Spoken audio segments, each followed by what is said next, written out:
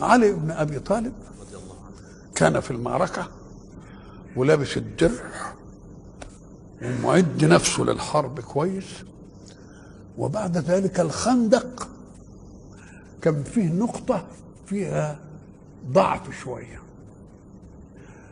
فاجترأ المشركون وقذفوها كده بخيولهم، فلما قذفوها بخيولهم وقعوا في الناحية الثانية، فجالت بهم الخيل في السبخة بين الخندق وجبل تلع. فوقف واحد اسمه عمرو بن ود العامري، أشجع واحد في العرب، كانوا يعدونه في المعارك ب1000. لما عدوه ب1000 وقف وداعي: من يبارز؟ فقال علي: أفاعله يا رسول الله؟ قال: إنه عمرو، اجلس. فنادى ثانيا وقال هكذا، قال: أين جنتكم التي وعدتم بها من قتل في سبيل الله كما تقولون؟ فقال علي لرسول الله: أنا أفاعله؟ فقال: إنه عمرو، اجلس. فجلس. فلما رأى ذلك قال في الثالثة: ولقد بححت من النداء بجمعكم، أين المبارز؟ يعني صوت بح من كترة ايه ما يقول أين المبارز.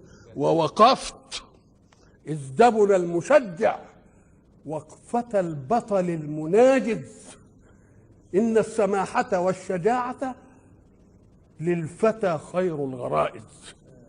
فإذا بي أرى علي بن أبي طالب كرم الله وجهه وقد انتفض وقال: أنا له يا رسول الله.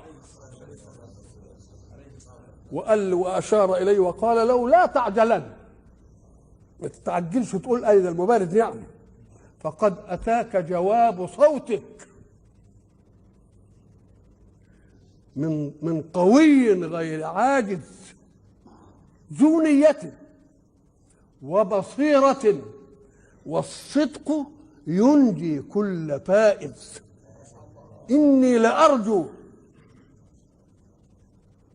أن ألقيك الصناعة في الجنائز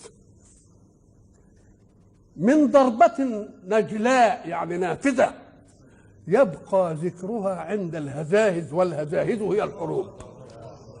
تلك هي الضربة.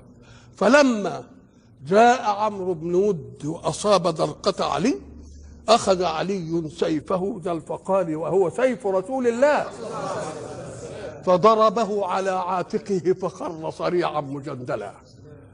فلما خر كما قلنا صريعا مجندلا قال علي: الله أكبر، فسمعها رسول الله فقال: قتل والله. فلما هدأ غبار المعركة ذهب عمر، فلما ذهب عمر تبين أن الرجل قد قتل، وأن عليا كرم الله وجهه يمسح سيفه بدرعه، بدرع عمرو بن ايه. فقال: الله أكبر الله أكبر. فقال رسول الله: قتل والله. ثم قال: ألا سلبت درعه؟ هذا لم نقله أمس.